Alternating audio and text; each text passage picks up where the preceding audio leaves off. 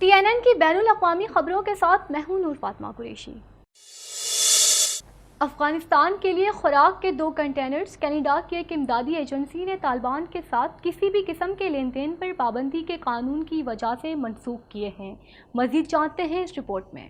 Canada کے انسداد دہشت گردی قانون کی وجہ سے افغانستان کے لیے امدادی کھیپ منسوخ کر دی گئی۔ ورلڈ ویژن کا کہنا ہے کہ اس کے کھانے سے تقریباً 1800 بچوں کو کھانا کھلانے میں مدد مل سکتی تھی۔ افغانستان کے لیے خوراک کے 2 کنٹینرز کینیڈا کی ایک امدادی ایجنسی نے طالبان کے ساتھ کسی بھی قسم کے لین دین پر پابندی کے قانون کی وجہ سے منسوخ کیے گئے ہیں۔ ورلڈ ویژن افغانستان کے نیشنل ڈائریکٹر نے کہا کہ ملک کو ایک اور سنگین انسانی بحران کا سامنا ہے اور خوراک کی ترسیل کو غیر ضروری پابندیوں کی وجہ سے منسوخ کرنا پڑا۔ کینیڈا نے 2013 میں ایک قانون پاس کیا تھا جس میں طالبان کو دہشت گرد تنظیم کے طور پر درج کیا گیا تھا اور اگر کینیڈین انہیں براہ راست یا بالواسطہ طور پر جائیداد یا مالیات فراہم کرتے ہیں تو انہیں 10 سال تک قید کی سزا دی جا سکتی ہے۔ افغانستان میں کام کرنے والی امدادی ایجنسیوں کو شکایت ہے کہ قانون اپنی موجودہ شکل میں ان کے کام میں رکاوٹ ڈال رہا ہے کیونکہ وہ کسی ایسے شخص کی مدد نہیں کر سکتے جس کے ساتھ اب افغان حکومت کے ساتھ سرکاری لین دین ہو،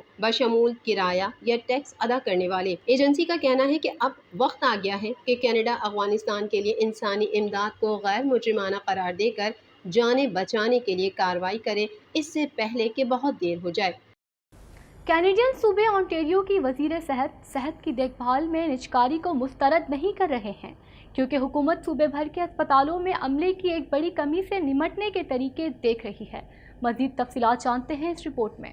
آنٹیریو کے وزیر صحت کی دیکھ بھال میں نجکاری کو مسترد نہیں کر رہے ہیں کیونکہ حکومت صوبے بھر کے اسپتالوں میں عملے کی ایک بڑی کمی سے نمٹنے کے طریقے دیکھ رہی ہے۔ سلویا جونز نے کہا کہ حکومت ہنگامی محکموں کو بند ہونے سے روکنے کی کوشش میں بہت سے خیالات پر غور کر رہی ہے۔ جب ان سے پوچھا گیا کہ کیا حکومت نجکاری پر غور کر رہی ہے، جونز نے کہا تمام آپشنز میز پر ہیں۔ اسمبلی میں اظہار خیال کرتے ہوئے ان کا کہنا تھا کہ میں کہہ رہی ہوں کہ یہاں آنٹیریو میں جدت اور مواقع موجود ہیں، ہم ان کو تلاش کریں گے۔ اس موسم گرما میں آنٹیریو کے ہنگامی محکموں کو ایک وقت میں گھنٹوں یا دنوں کے لیے بند کرنا پڑا ہے جو کہ صحت کی دیکھ بھال کرنے والے حکام کا کہنا ہے کہ نرسز کے عملے کے بحران کی وجہ سے ہے۔ کچھ چھوٹے دیہی اسپتالوں کو بڑے شہری اسپتالوں سے زیادہ نقصان پہنچا ہے۔ جونز کا کہنا ہے کہ وہ اس مسئلے کو حل کرنے کی کوشش میں صوبے بھر کے اسپتال کارپوریشن سے بات چیت کر رہی ہے۔ انہوں نے کہا کہ حکومت صحت کے نظام میں تبدیلیوں پر غور کر رہی ہے، حالانکہ انہوں نے یہ نہیں بتایا کہ وہ کیا ہوں گے۔ انہوں نے کہا ہمارے پاس آنٹیریو صوبے میں صحت عامہ کا نظام ہمیشہ رہا ہے اور ہم اسے جاری رکھیں گے۔ آنٹیریو پولیس کی جانب سے اسلحے کی اسمگلنگ کے الزام میں گرفتار گروپ کے خلاف سینکڑوں الزامات عائد کیے گئے۔ مزید جانتے ہیں اس رپورٹ میں۔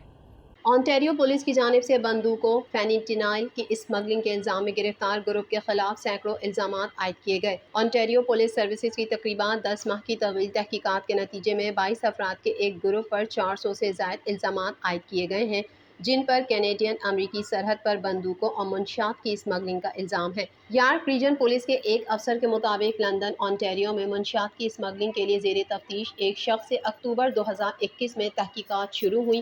انہوں نے یہ نہیں بتایا کہ بندوقیں دریا کے پار حاصل کرنے کے لیے کون سا طریقہ استعمال کیا گیا، لیکن انہوں نے مزید کہا کہ اپریل کے آخر میں قریبی لیمنگٹن کاؤنٹی میں ملنے والے ڈرون سے بندوقیں منسلک ہونے کا واقعہ اس تفتیش سے متعلق نہیں ہے۔ آنٹیریو کی صوبائی police, London police, York police اور پیل پولیس کے افسران نے کہا کہ انہوں نے اپنا کیس بنایا اور پھر 28 جولائی کو 22 گھروں اور 2 کاروباروں پر چھاپے مارے۔ 27 ہینڈ گنز جن کے بارے میں خیال کیا جاتا ہے کہ امریکہ سے ہیں اور منشیات کی ایک مقدار بشمول 9 kilo gram cocaine, 1.9 kilo gram فینٹینیل اور 20,000 زینکس گولیاں مبینہ طور پر ملی ہیں اور 22 افراد کو حراست میں لے لیا گیا ہے۔ ایک تجزیے سے پتہ چلا کہ ضبط کی گئی بندوقوں میں سے 20 کا تعلق امریکہ سے ہے جن میں فلوریڈا، اوہایو اور مشیگن جیسے مقامات شامل ہیں۔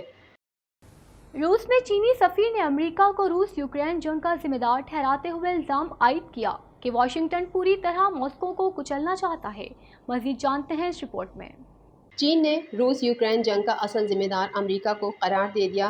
روس میں چینی سفیر نے امریکہ کو روس یوکرین جنگ کا ذمہ دار ٹھہراتے ہوئے الزام عائد کیا ہے کہ واشنگٹن پوری طرح ماسکو کو کچلنا چاہتا ہے۔ سفیر زانگ ہنوئی نے کہا کہ امریکہ نے نیٹو کے دفاعی اتحاد کی بار بار توسیع اور ماسکو کے بجائے یوکرین کو یورپی یونین کے ساتھ منسلک کرنے کی کوشش کرنے والی قوتوں کی حمایت کے ساتھ روس کو ایک کونے میں ڈال دیا ہے۔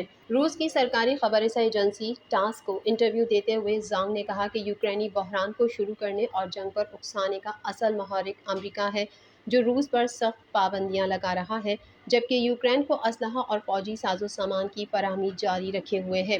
انٹرویو میں زانگ کا کہنا تھا کہ چین اور روس کے تعلقات تاریخ کے بہترین دور میں داخل ہو چکے ہیں، جس کی خصوصیت باہمی اعتماد کی اعلیٰ ترین سطح اور اسٹریٹجک اہمیت ہے۔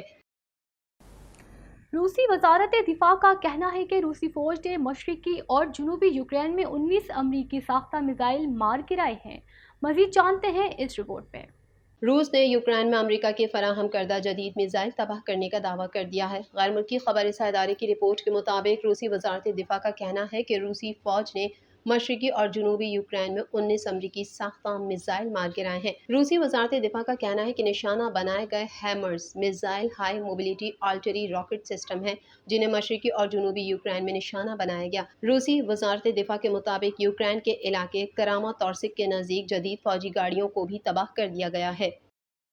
TNN TV کے نیوز بلیٹن سے فی الحال اتنا ہی۔ مزید خبروں اور اپڈیٹس کے لیے دیکھتے رہیے TNN TV۔